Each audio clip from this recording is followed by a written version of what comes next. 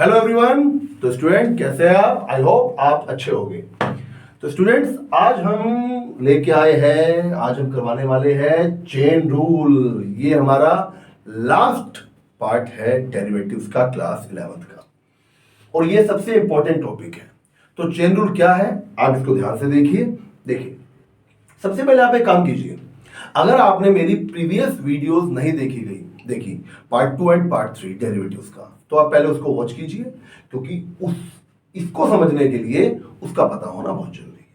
ठीक है ना?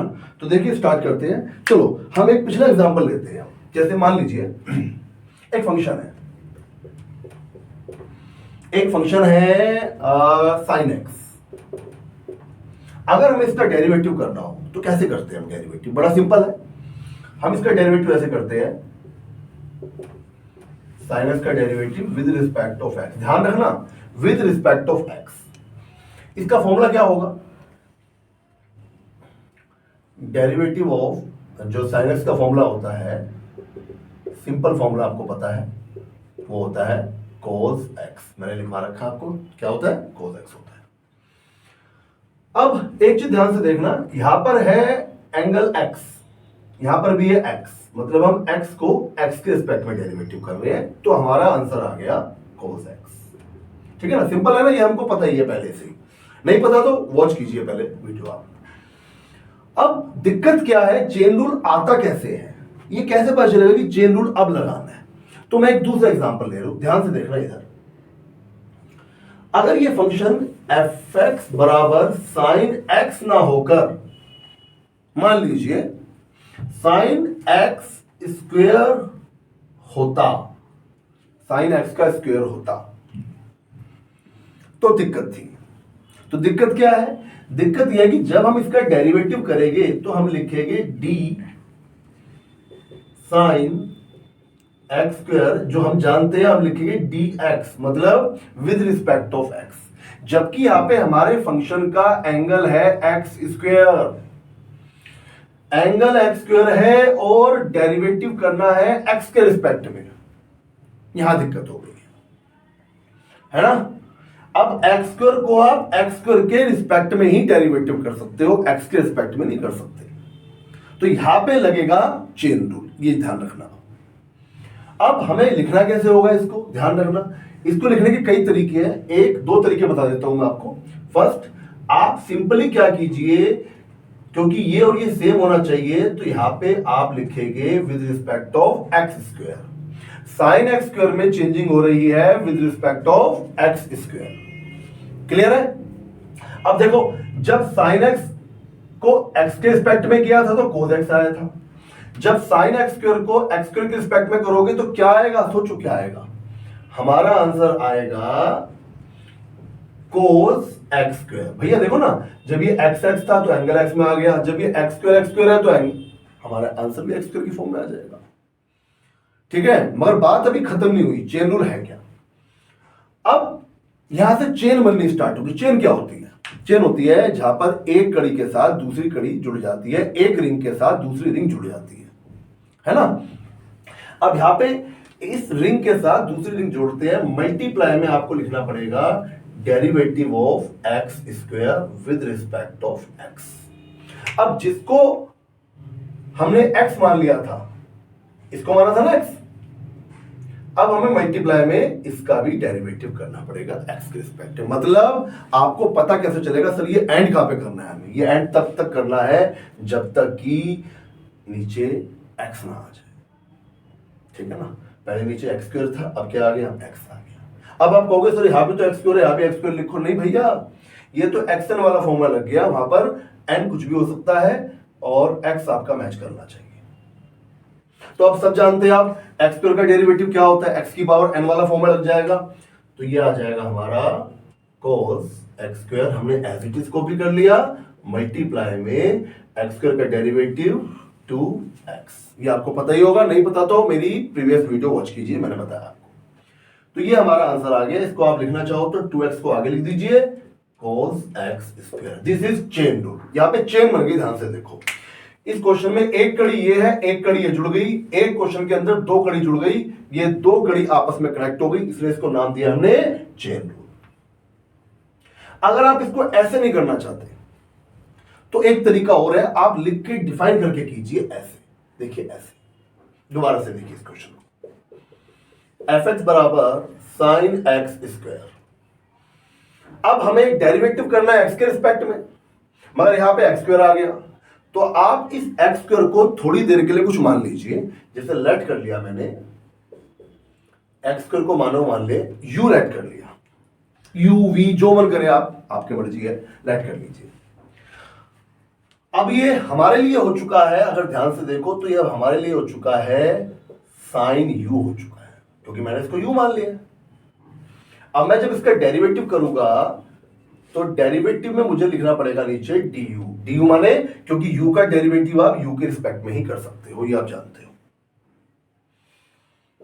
सेम होना चाहिए, ठीक है ना। अब साइन यू का डेरिवेटिव क्या होगा, कोस यू। इनटू में बात खत्म नहीं हुई ना, अभी हमें यू को, हमें एंड तो देखो अंत में तो हमारा एक्स ही आना चाहिए। अब हमें यू का डेरिवेटिव करना पड़ेगा एक्स के रिस्पेक्ट में। अब यू है कौन, अब यू जहां यू है, यू की वैल्यू पुट कर दो, cos x square into you की वैल्यू क्या है, एक्स स्क्वायर। अब देखो फिर दोबारा एक्स एक्स आ गया, अब एक्स स्क्वायर का डेरिवेटिव आप जानते हो, बताया था मैंने, 2x होता है, ये हो गया आपका 2x। इस तरीके से आप यू लेट कर लीजिए, यू लेट मत कर लीजिए, अपने मन में सोच लीजिए, किसी भी तरीके से कर लीजिए, चेन रूल ये बन गया।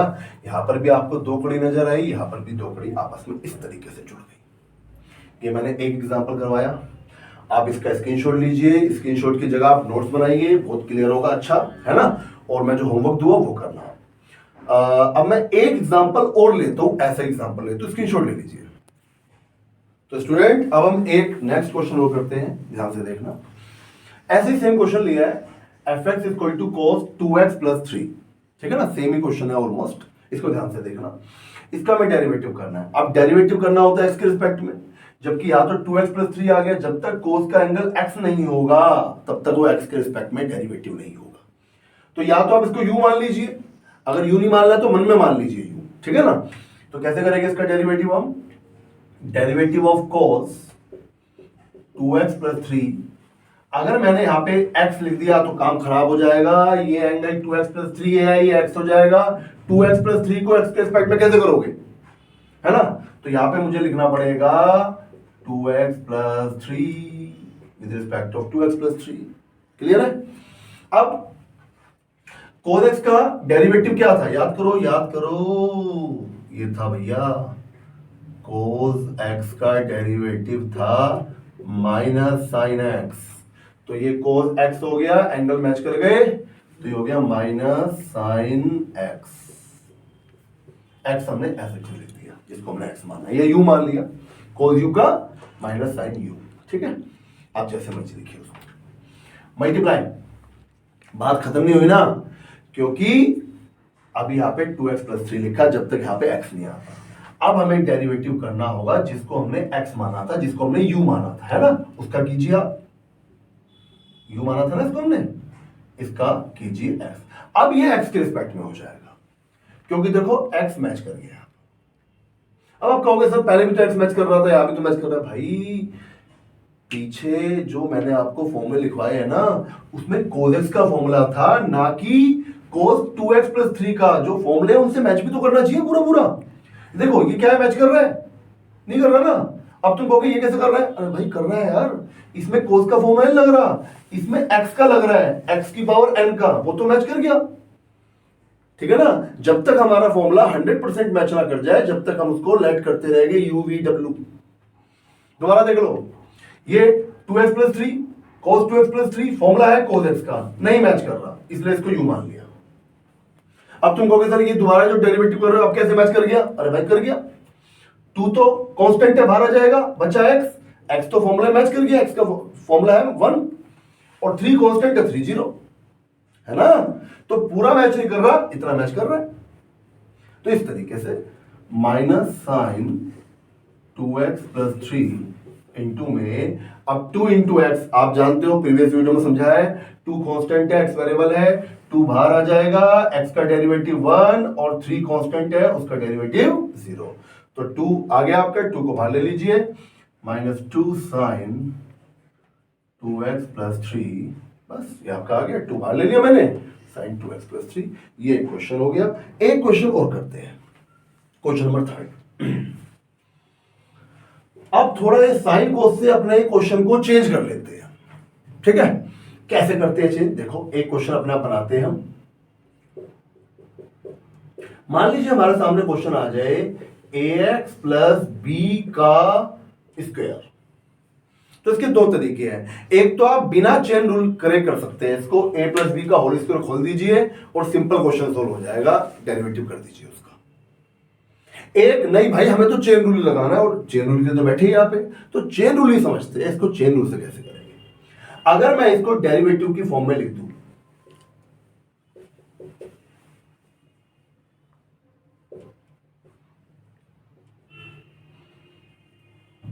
तो देखो दिक्कत क्या है यहाँ पे, दिक्कत है हम ax प्लस बी का होल स्क्वायर करना चाह रहे हैं,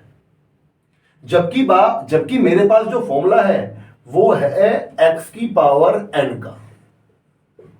देखते रहे ना जरा ध्यान से, मेरे पास ये फॉर्मूला है ना, xn है ना, तो ये इससे मैच, ये फॉर्मूला दिख रहा है, मैं यहां मैच कर रहा है देखो।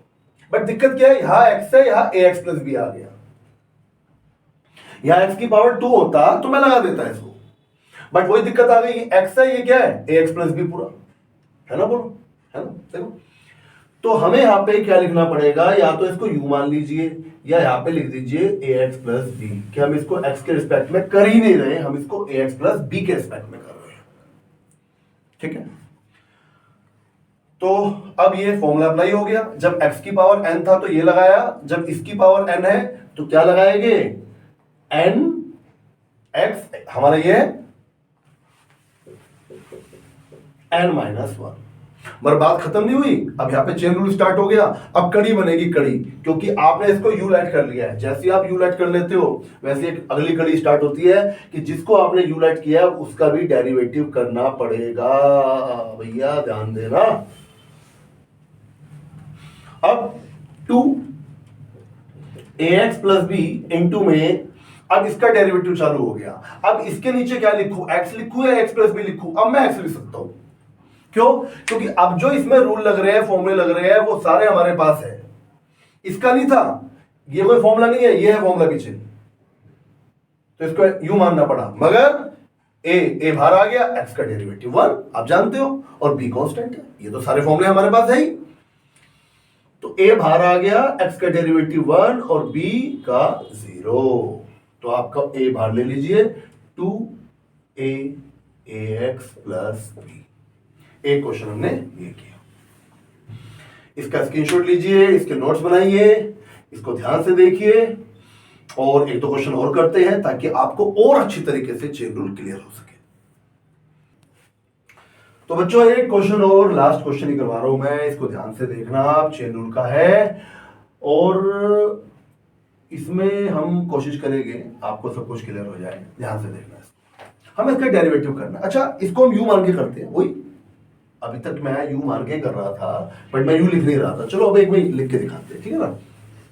हम इसका डेरिवेटिव करने चले तो दिक्कत यह आ गई कि डेरिवेटिव हमारे पास इस चीज का है, देखो इस चीज का डेरिवेटिव है, डेरिवेटिव ऑफ एक्स एन, क्योंकि ये क्वेश्चन है पॉलिनोमियल है और इस क्वेश्चन के अंदर ट्रिगो तो है नहीं, तो ट्रिगो वाले फॉर्मूले तो लगेंगे नहीं इसमें, तो ये इकलौता फॉर्मूला लगता है पॉलिनोमियल के अंदर x की पावर n वाला, ये तो क्लियर हमें ये लगना है, बट ये लग नहीं रहा क्योंकि इतनी बड़ी वैल्यू है, उसके ऊपर n है, हमें चाहिए x की पावर n।